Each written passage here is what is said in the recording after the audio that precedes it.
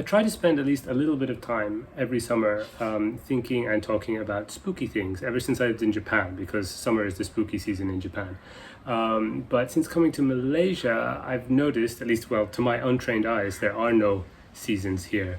I think there's meant to be a dry and rainy, but I haven't even noticed that. Anyway, time does seem to move differently here, which is fascinating, but it's mid-July, so I want to talk about books that really scared me. And by scare, I don't necessarily mean I'm going to give you a list of recommendations or even a list of horror novels. Like, I don't think any of these would be categorized as horror in a library or in a bookshop. I have read some adult horror novels, but like generally they don't really scare me. I'm also not including gothic novels, because while I have been genuinely frightened reading some gothic novels, I just think it would be really hard for me to justify which ones to choose. And also, like, I think it's just more interesting to think outside of that genre. I'm also going to steer mostly away from short stories and short story collections, even though a lot of the creepiest and like best creepy things that I've read have been in the short story form. Like, I'm thinking Julio Cortázar, Horacio Quiroga, Edgar Allan Poe, H.P. Lovecraft, and Roald Dahl especially have written some amazing, like, freaky things. But I think to get this really kind of strong fear, like this like really powerful emotion, which is what I'm thinking of for this list, it's hard to do that in just a short story because there's just not enough time to build up emotions, I feel. There's one kind of exception that I'm going to begin with, which is The Foundling by Kleist. I think it's quite a long short story, but this one did really shake me to my core and hit me maybe more in the way that novels normally do. The story is about an Italian guy called Antonio, and he goes to a neighboring town to do some business. He brings his son Paolo. While he's there, they find out that the plague has broken out. So because it's dangerous, they decide, you know what, let's just cancel this. On the road back, they find a boy crying by the side of the road. And that boy, his parents have died of the plague. He asks, could you take me to the next town? And so Antonio, being a kind person, takes pity on the poor boy and picks him up and decides to go back to the town to leave him at an inn. But once they go back to the town, they get quarantined, so they can't leave anymore, right? So they have to stay together, the three of them. And gradually, the boy, whose name is Nicolo, gets better. But Paolo, the son of Antonio, gets sick. And eventually he dies. And Antonio is heartbroken. He buries his son, and then he decides to bring Nicolo back to his own town, where he and his wife, after grieving the passing of Paolo, decide to adopt Nicolo. So this has got a very fairy tale feeling. Obviously, the myth of the changeling, the swapped child, but the way this is written is just like, it really hits you. All that happens in the first 2 pages. And it hits you like a truck. It hits you like a hammer. And like, honestly, like, it would be like in the Kleist book that I'm reading now called Anecdotes, that would be a full story, just those 2 pages. Like, this is full of like short, like kind of micro fictions. And it would be a perfect short story, to be honest, the way he writes it. But he decided to expand it. And Kleist often writes his longer works like this. He has the beginning be a really striking, strange, dramatic event. And often almost feeling like the climax of the story, like right at the start. And then the rest of it is this gradual developing of the consequences, this sort of ripening of what that event entails into the future. Now, I don't know about you, but I really like stories about evil. Something that doesn't just feature evil or evil characters in it, but goes into it in a really effective way. Not like necessarily explaining it, from like evolutionary or sociological or whatever, but just like kind of digging into the meat of it, of whatever it actually is. And while Kleist often writes about like this theme of how do we make sense of terrible events in the world, like he writes about earthquakes and rape and injustice in general, but like, this is the only thing I've read by him where I really had this sense of like pure evil, like a kind of dread, almost like I wanted to cower away from the pages, especially the last pages. Like, it was like the moment that the child died, the first child died, and then the new child was brought into the family, something had gone wrong in the world, and it just needed to work itself out. And when it did work itself out, it wasn't going to be pretty. Now, while The Foundling has this fairy tale-ish, sort of borderline supernatural feel to the events that are going on, the next one, while it's also, I think, about evil existing in the world, takes a more historical, philosophical, and like less universal approach. This is The Sailor Who Fell from Grace with the Sea by Yukio Mishima, which is, I think, really trying to talk about Japan at a specific moment in its history, like the post-war history, while also telling a kind of like quite intimate story about like a family unit, and using his sort of rich and decadent prose that he's known for. It's about three people: a son, his mother, who was widowed in the war, and a sailor who she starts a relationship with. The son finds a peephole in his room, which I think was made by the American occupation for whatever was going on in that house during the occupation. And then which I think is really significant, but I've never seen anyone talk about it online. But anyway, the son looks through the peephole and he sees the sailor and his mum getting it on. And he has this sort of philosophical revelation about the universe and about life and everything. It's like, I don't know, it's kind of like obviously a bit comedic and silly, but also written really well, and it's fascinating. I think Mishima does a really good job of balancing those elements in other things I've read by him too. Anyway, that's like the instigating kind of event of the book, and it just kind of sets things in motion and they lead towards a conclusion, which is really well signposted, but somehow totally caught me off guard at the same time. Like I knew it was going to happen, but didn't think it was going to happen, if that makes sense. There was something inexorable about it. And I'm not going to spoil the conclusion, but it involves two of those characters, and it's unpleasant. Kids are scary, aren't they? Like there's something about, I guess, the so-called purity or the lack of experience, which means that when they're connected to these horrible events, we just think, where did that come from? You know what I mean? And like when you can't just decide that, oh, it's nature, oh, it's nurture, you know, there's something like kind of sinister there. But yeah, I think there are only two books that I've read which have ended in a way where I feel like I've just been thrown down the stairs. Like when I get to the end of the page and the last few words and I end up with blank space, I feel like that blank space is like an abyss that I've just been like kind of left hanging over. Just this sort of like wide-eyed, giddy bewilderment. The first one is The Midage Cuckoos by John Wyndham, but that feeling didn't come accompanied with terror, which this one did. Like when I finished reading this book in my futon late at night, I remember just saying, oh my god, to myself over and over again. Next up is The Vegetarian by Kang. This is about a woman who has a weird dream, and after that she decides to stop eating meat, which sets in motion the breakdown of all her closest relationships. So based on the premise, when I heard it, I thought it would be about like Korean society and its inability to deal with a woman making sort of such a personal, non-conforming choice in the context of that society, and like maybe make a comment on the media industry or something. And it does have all that, but it's also like really quite different. The reason is that while she's treated really awfully by all the people around her who should be like, you know, kind of support networks like her husband and her family, at the same time, when they say, you know, like there's something wrong with you, you know, they're not wrong either, because her vegetarianism is clearly a sign of some kind of mental unwellness, which is self-destructive for this woman, and that like becomes more and more evident as we go into it. Now in this list, I talk about fear. I mean really different kinds of fear. I guess I want just like a kind of really strong emotion, like could be even a fear adjacent emotion, but it has to connect to fear in some way. And this one definitely made me feel more unsettled and uncomfortable than I would say like terrified or something like the last one did. But more than that, it made me feel deeply uncomfortable and deeply unsettled, and kind of pretty depressed as well, for reasons that I couldn't understand. And that not understanding also is kind of scary in itself, and that fear also adds to the sort of effective response that you get when you're reading a book. And usually when a book gets under my skin, I love that. I think it must be a sign of really good writing, and since it's been a long time since I read The Vegetarian now, I'm more and more inclined to feel that way. I'm like, wow, that book left a big impact on me, so I guess it was a good book. But at the time I just felt bad. Like I felt really bad. It was not an enjoyable experience.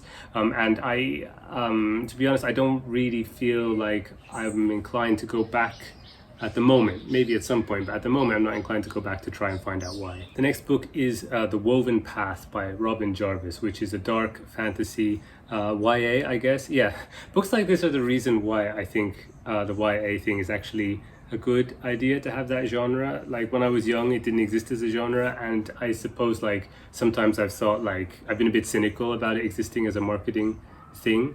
But when I read this book, it was just kids' literature, and I was way too young to read this book. It's about a kid who time travels to World War II during the Blitz, which is the Nazi bombing of London, and for some reason the time traveling also brings a demon or summons a demon along with him to that time period.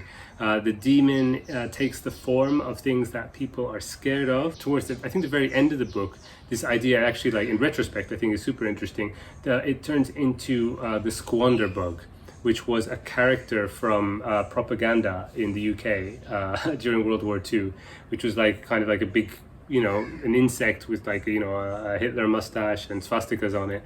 So it takes on that form because it finds some propaganda, and it realizes, okay, this is what the society is afraid of here. And I find that really interesting. Like, it would have been easy to just make the demon look like a Nazi. It would have been so boring as well, right? Like if the demon just took the form of Hitler or something. Instead, it's taking the form of the British government's attempts to promote thrift by making the public associate wastefulness with Nazism. And it's also like a big scary bug as well. So like there's something about the way that engages with popular culture which I find really interesting now, but when I read it as a kid, I didn't care. Anyway, there's one scene before it turns into the bug where a parent is like kind of worried that their child might have been killed in the war or something, and then they find the demon, and the demon takes the form of their child, and they're filled with hope. But then when the child turns around, he's dead, right? The son is dead. And it's a very descriptive, gory and cruel scene. The cruelty of it was what struck me. I never read anything like that at that point in my life. Like, what is the target age group of this book? Like, I don't know. It seemed like I should go back and read it to see if it's as graphic as I remember.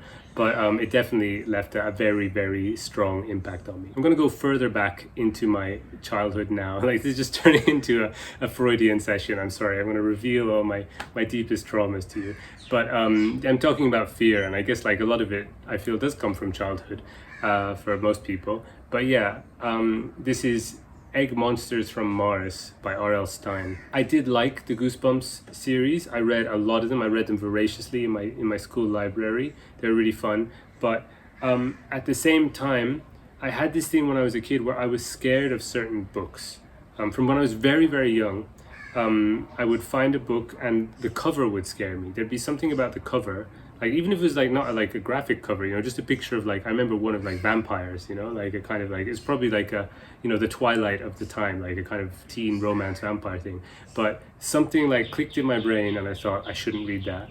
I shouldn't read that. Probably something terrible is lurking in those pages, which would get into my head, and that's dangerous. So I should just stay away from it. And the object itself, the book itself was an object of terror. So I don't know how Egg Monsters from Mars got into our house. I guess my mum probably bought it for me because she knew I liked Goosebumps, or maybe I got it from an aunt or something, I don't know.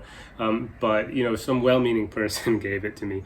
And the cover just, I don't know what it is about it, but when I was tiny, I thought, nope. There's some, maybe it's because it's eggs, because it's food, because it's in the house, because it's slime. I think I was scared of slime at the time. But yeah, I just put that on a shelf outside of my room somewhere, and I had to go check on it from time to time to make sure that it was still there. No one had moved it. It hadn't moved. But yeah, I never read it. I don't know what the story is. I don't know if my mum ever got rid of it or if it's still in the house somewhere, like in the attic, waiting. Speaking of covers and, books for kids and marketing and stuff like that, next one I want to talk about is Coraline by Neil Gaiman, which is a children's horror fantasy, but it was not marketed towards children originally. They thought that they couldn't sell that.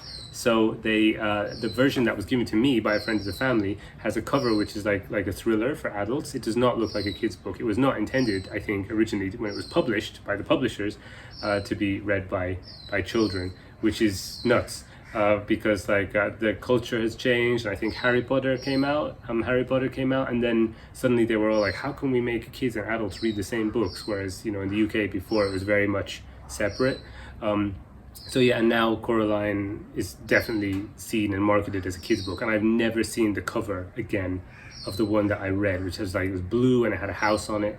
But yeah, all the versions I see in shops are always clearly for kids. Anyway, that's just some sort of interesting trivia, I think. But it's basically a gothic Alice in Wonderland about a girl who goes to a new house. Her family moves to a new house. She's very bored there. She finds a door which leads her to a sort of parallel world where that house looks the same, and there's another set of parents there for her, and it's like a wish fulfillment. Like all the things that she was bored about are no longer boring. Her dad always has time for her. The mother, dotes on her. But there's always like little hints, little like kind of cracks in the artifice that show you that this is actually something sinister and not something to be desired. Beginning with the fact that the parents don't have eyes, they have buttons sewn into their faces. So this is the kind of scariness which I would call delightful scariness, right? I was exactly the right age for this.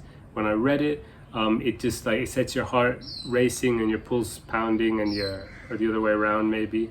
But it also really stimulates the imagination, and it gives you like kind of this really interesting world to lose yourself in. There were a handful of scenes which I found like very scary, one in a basement, which is just, even now thinking about it, is kind of terrifying. But specifically the thing that had that incredibly strong impact on me, and the reason why I put this book on the list, is actually when I towards the end of the book, there is a hand that's crawling around and stalking our protagonist Coraline, and at one point it's outside her window at night and it's tapping its fingernails on the pane of glass, and there was a tree outside the window, and I don't know how much of this is my imagination or not, but I remember hearing the tapping as well, and it was the branch of the tree against my window, but I heard the tapping when I read the book at night at my own window, which frightened me out of my skin.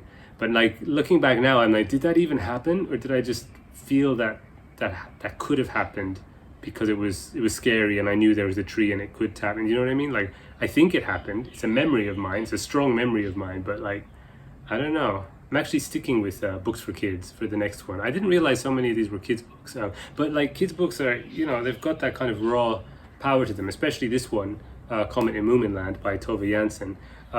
I said before to friends that like I think kids books are maybe the only ones that can really make me cry.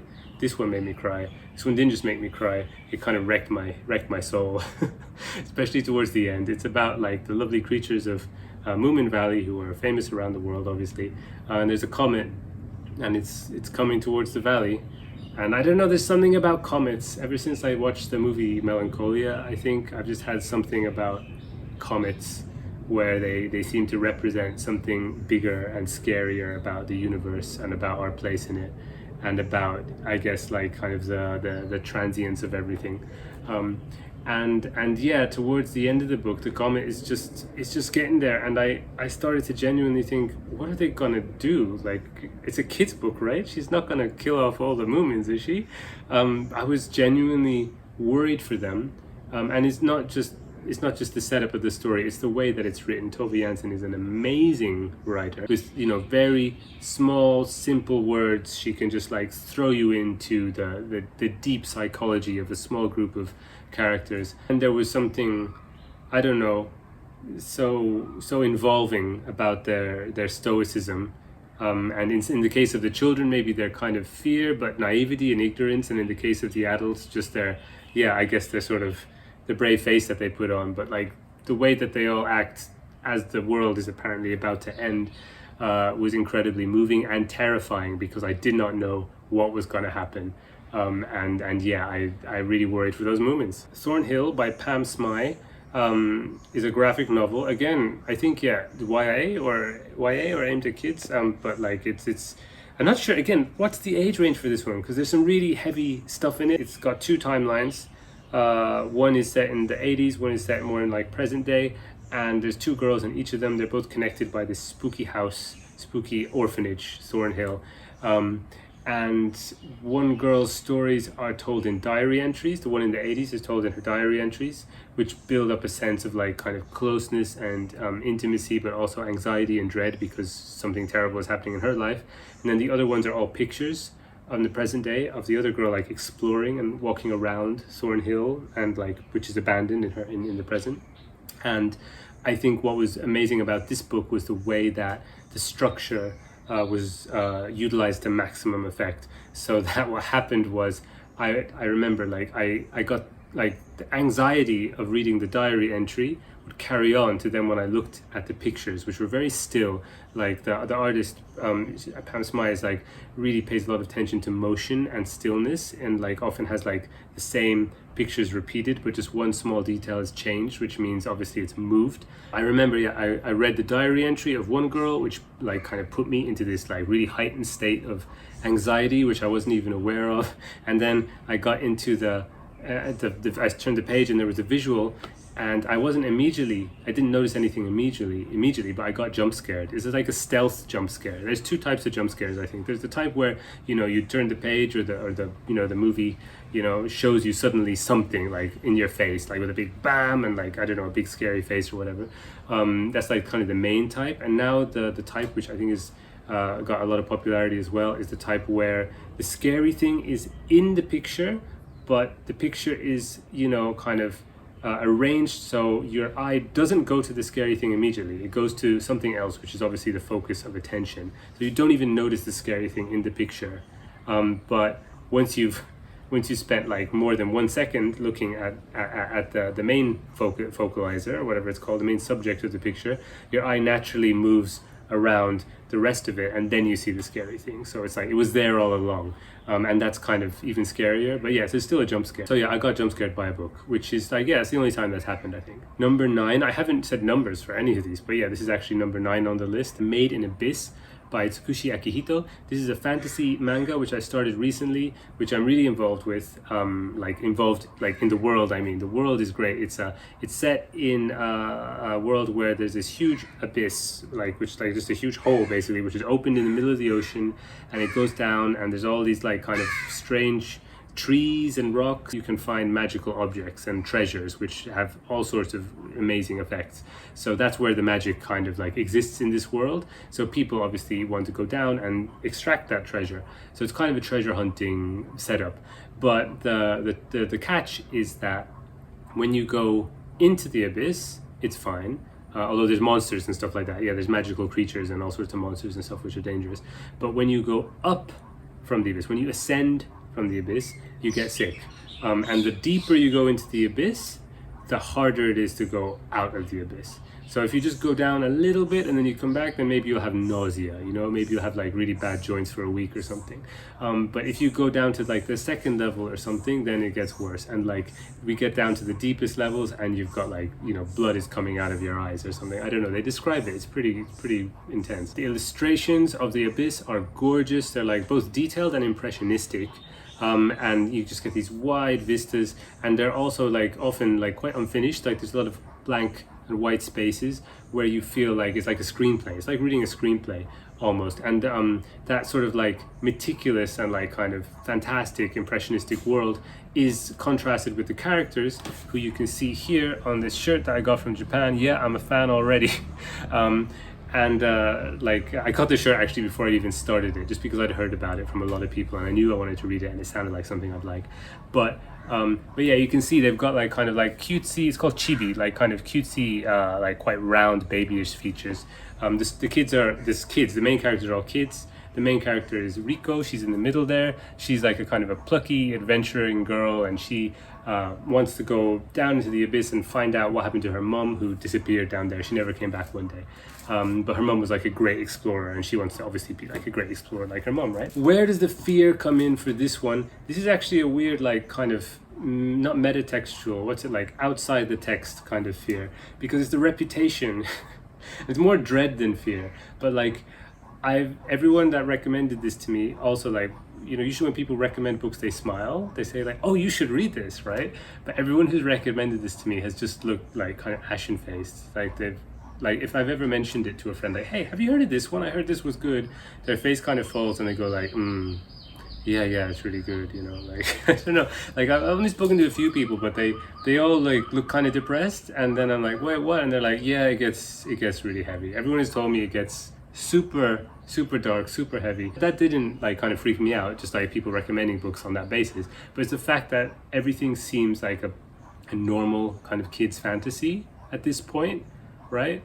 And it was recommended to me by a child as well, so I know it's not just for adults, but I there's something about it where like there's I just got this sense of dread. I know something bad is going to happen to these kids. I've been told bad things are going to happen to these kids, and the text is sort of like insinuating it as well in many ways. And I'm really worried. And yeah, like I don't know what's coming as well. Like with the Moomin one, at least I knew it was total annihilation.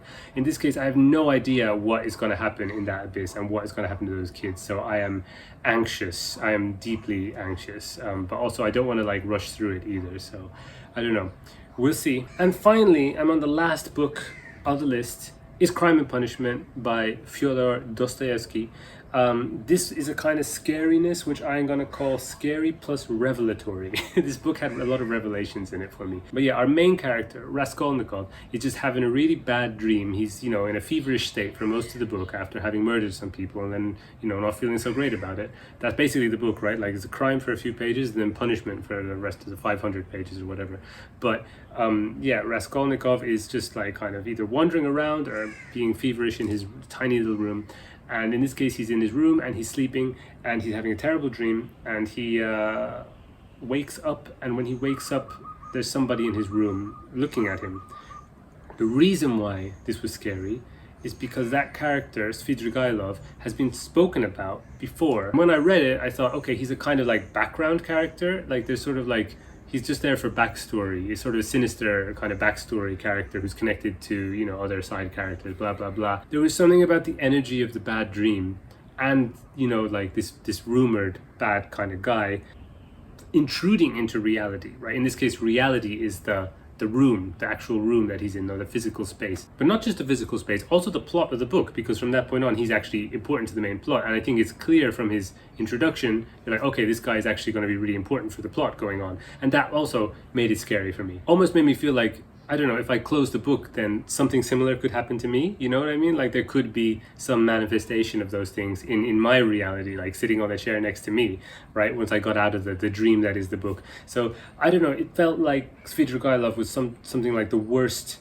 parts of Raskolnikov's unconscious. And it had just like while he was sleeping, had gathered and slithered out of his ear and like gone over to a chair to sit and wait until he woke up so that they could have a chat. It did feel almost supernatural in a book which is not supernatural at all. And I don't know, it was just very freaky, but also, yeah, very good. So there you have it, the 10 books that I could think of where I have been scared. Now I really want to know, I'm actually super curious to hear this from people, but like, have you been scared by a book? And I mean like really scared.